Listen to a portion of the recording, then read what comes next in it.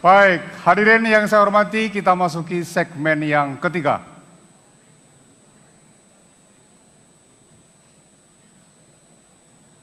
Kita masuki segmen yang ketiga. Segmen yang ketiga adalah pendalaman tema debat. Saya akan mengajukan pertanyaan kepada masing-masing pasangan calon berkaitan dengan tema debat pangan, energi, dan lingkungan. Masing-masing 2 pertanyaan. Waktu untuk menjawab dari masing-masing calon adalah 3 menit. Saya akan memulai bertanya kepada pasangan calon nomor urut 1, Pak Prabowo Hatta. Dalam rangka mencapai kedaulatan energi, kita menghadapi berbagai tantangan. 1, liberalisasi dalam tata kelola energi. Kedua, Pak Hatta tadi sudah menyebutkan subsidi BBM yang terus meningkat. Ketiga, porsi penggunaan energi baru terbarukan kita masih rendah, masih kecil.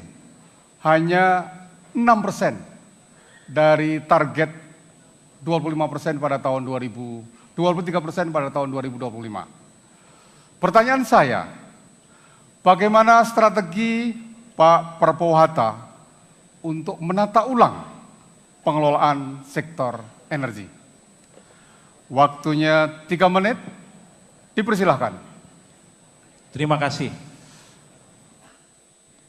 Penataan ulang terhadap sektor energi wajib kita lakukan. Yang pertama, sambil kita menghormati kontrak-kontrak yang dikatakan liberal tadi itu, kita hormati, namun tetap kita lakukan upaya renegosiasi agar sebesar-besarnya pendapatan negara untuk kemakmuran rakyat bisa kita dapatkan. Namun yang paling penting dari situ adalah bagaimana energi kita sustain, berkelanjutan. Disinilah yang pentingnya yang saya sebutkan. Yang pertama, upaya kita untuk meningkatkan cadangan dengan melakukan eksplorasi, itu yang pertama, untuk meningkatkan cadangan atau proven reserve kita. Yang kedua, penting bagi kita untuk mengembangkan sumur-sumur yang tua dengan teknologi enhanced oil recovery. Ini juga untuk menambah cadangan kita. Akan tetapi semua itu bersifat jangka pendek karena fosil. Yang terpenting bagi kita adalah upaya mengembangkan diversifikasi energi dengan utamanya energi masa depan, yaitu energi baru dan terbarukan. Maka di sini kuncinya adalah insentif, riset, spending untuk meningkatkan, dan juga pola bisnisnya yang harus menarik dengan mengembangkan apa yang kita sebut sebagai feed-in tarif. Oleh sebab itu di negara manapun, energi baru dan terbarukan, energi masa depan harus ada insentif dari pemerintah. Dengan demikian maka kami Prabowo Hatta berkomitmen untuk meningkatkan bauran energi sampai tahun 2020 setidaknya sudah mencapai angka di atas 20%. Di dalam RPJMN kita 25% dicapai pada tahun 2025-2030. Dengan demikian, dengan insentif dan feed-in tarif, maka pola bisnis itu akan terjadi. Nah, kemudian yang berikutnya, yang tidak kalah pentingnya adalah bagi kita, bagaimana kita melakukan conserve, penghematan energi. Yang terpenting adalah bagaimana elastisitas energi yang sekarang sangat tinggi, 1,63, kita tekan ke arah 0,8. Dengan demikian maka penghematan akan terjadi terhadap pembangunan kita. Dan ini harus kita lakukan secara konsisten. Kesimpulannya adalah, pertama eksplorasi untuk meningkatkan cadangan. Yang kedua adalah memberikan kepada BUMN-BUMN kita porsi yang lebih besar untuk meningkatkan cadangannya dan mencari eksplorasi sumur-sumur dan gas yang baru. Dan yang ketiga, energi baru dan terbarukan, yaitu diversifikasi energi. Dan yang keempat adalah penghematan terhadap energi yang harus kita lakukan juga. Ini adalah hal-hal yang penting bagi kita untuk sustainable dari energi kita. Terima kasih.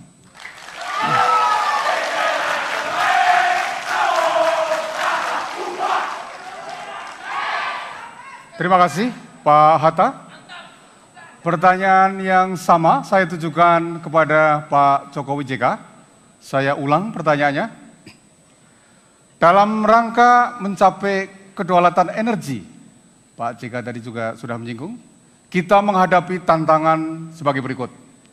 Satu, liberalisasi dalam tata kelola energi. Dua, subsidi BBM yang terus meningkat. Tiga, porsi penggunaan energi baru terbarukan yang masih rendah. Pertanyaannya, bagaimana strategi Pak Jokowi JK untuk menata ulang pengelolaan sektor energi?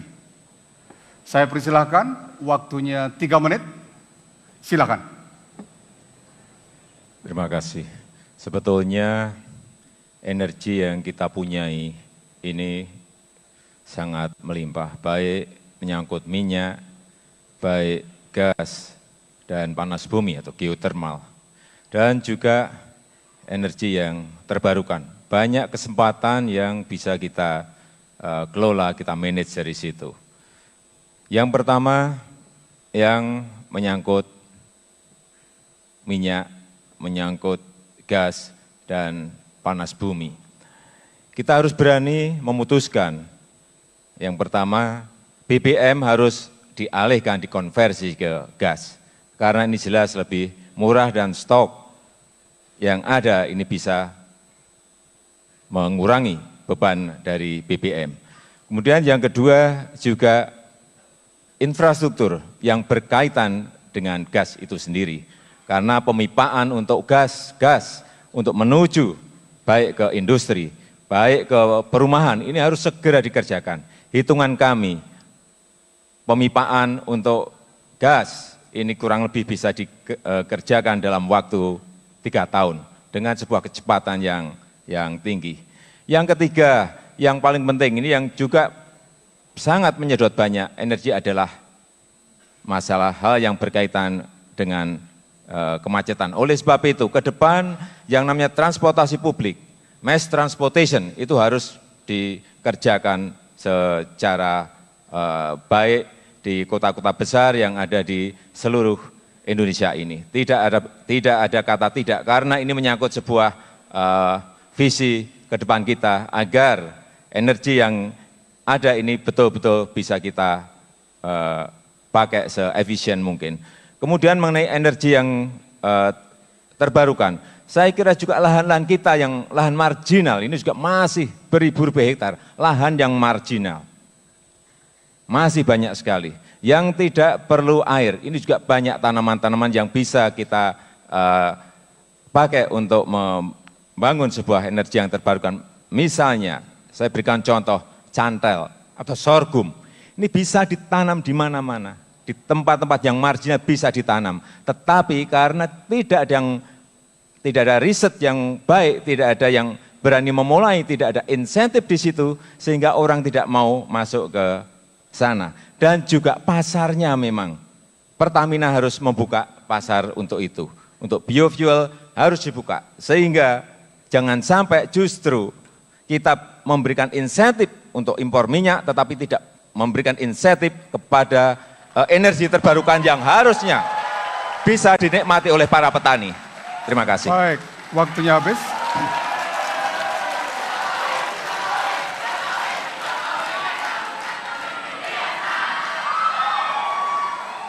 Terima kasih Pak Jokowi.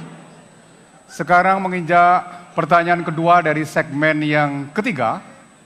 Saya ingin mengajukan pertanyaan kepada pasangan calon nomor 2, Pak Jokowi JK. Menipisnya sumber daya alam dan meningkatnya kerusakan dan pencemaran lingkungan menjadi indikasi belum terwujudnya pembangunan berkelanjutan. Pertanyaan saya, bagaimana strategi Pak Jokowi JK dalam menserasikan antara pertumbuhan ekonomi, keadilan, aspek sosial, dan pelestarian lingkungan? Saya persilahkan untuk menjawab, waktunya 3 menit. Dipersilahkan. Ya, mestinya kita harus menyeimbangkan antara kepentingan ekonomi, kepentingan hajat hidup masyarakat, dan juga kelestarian lingkungan. Ketiganya ini harus berjalan paralel, berjalan beriringan, sehingga akan kita peroleh sebuah kemanfaatan yang melestarikan juga.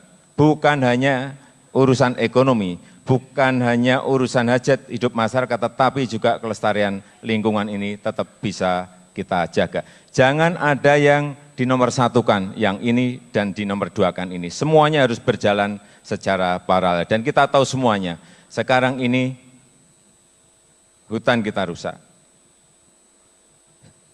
Daerah aliran sungai kita juga rusak. Kemudian terumbu karang di pantai kita juga rusak. Karena apa? Kita terlalu mengejar pertumbuhan ekonomi dan tidak memperhatikan kelestarian lingkungan. 3 hal itulah saya kira yang harus kita jalankan secara berkesinambungan, berkelanjutan, sehingga betul-betul bahwa lingkungan kita ini bisa kita jaga. Karena ini adalah yang akan kita berikan kepada anak cucu kita. Kita tidak bisa lagi berteori. Kita tidak usah lagi menyampaikan hal-hal yang muluk-muluk. Tetapi apa yang sudah kita ketahui segera kita kerjakan, apa yang kita ketahui segera kita laksanakan, dan apa yang kita ketahui segera kita implementasikan. Karena kekurangan kita sekarang ini memang melaksanakan. Merencanakan sudah banyak sekali, tapi melaksanakannya kita yang kurang. Oleh sebab itu menurut saya yang paling penting sekarang melaksanakan. Pak Jokowi dipersilakan. Pak JK dipersilakan. Antara ekonomi dan lingkungan yang bisa menyesuaikannya adalah teknologi. Artinya kalau sawah sekarang ini 1 hektar menghasilkan 5,5 hekton padi, maka kita harus teknologi harus masuk untuk menjadi 6-7 ton per hektar, sehingga tidak kita butuhkan lahan terlalu banyak, sehingga hutan tetap baik. Begitu juga sawit harus lebih baik produktivitasnya, sehingga yang bisa menghabis ialah tetap kesejahteraan ekonomi jalan, tapi lingkungan terjaga, kemudian juga sungai terjaga dan masyarakat terjaga. Teknologilah yang menjadi inti daripada itu. Terima kasih Pak JK.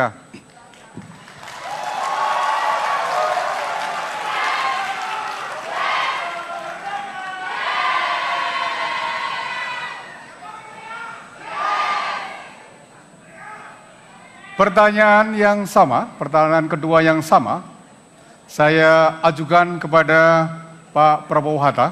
Akan saya ulang pertanyaannya. Menipisnya sumber daya alam dan meningkatnya kerusakan dan pencemaran lingkungan menjadi indikasi belum terwujudnya pembangunan berkelanjutan. Pertanyaannya, bagaimana strategi Pak Prabowo Hatta di dalam menserasikan antara pertumbuhan ekonomi, keadilan sosial, dan pelestarian lingkungan? Silakan dijawab, waktunya 3 menit. Dipersilakan. Terima kasih Bapak Moderator. Masalah kerusakan lingkungan tidak lain juga adalah dikarenakan oleh daya dukung bumi kita, daya dukung wilayah teritorial bangsa kita sudah sangat-sangat berat untuk menampung ledakan penduduk.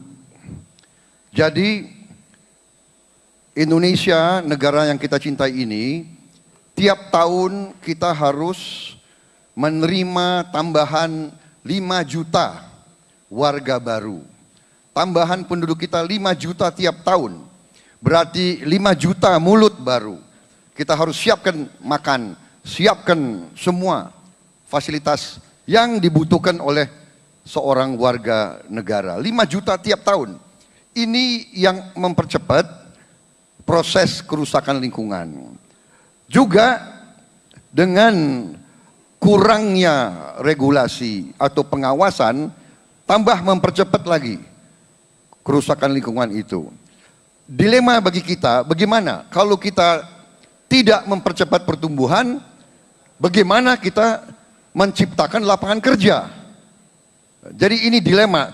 Pertumbuhan harus tetap, tetapi kita harus menghadapi kerusakan lingkungan itu. Bagaimana strategi kami keluar? Strategi kami keluar adalah melalui suatu strategi yang kita namakan atau kita pakai adalah strategi banyak jalur. Antara lain sekaligus dengan pendidikan kita bisa menanamkan pengertian dari rakyat kita tentang hubungan antara pembangunan ekonomi dan butuhnya kita menjaga lingkungan kita. Jadi tidak bisa tidak kita harus mengejar pertumbuhan ekonomi.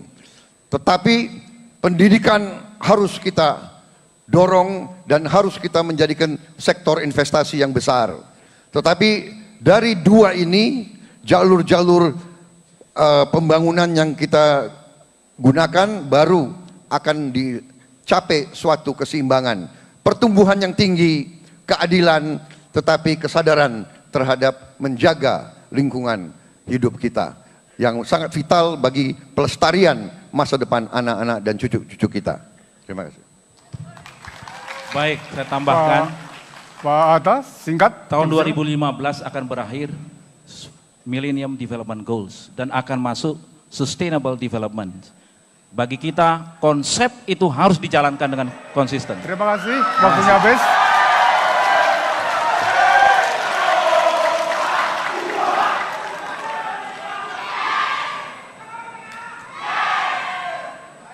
Terima kasih. Kita akhiri segmen yang ketiga. Kita ikuti jeda berikut ini sebelum kita memasuki segmen yang keempat.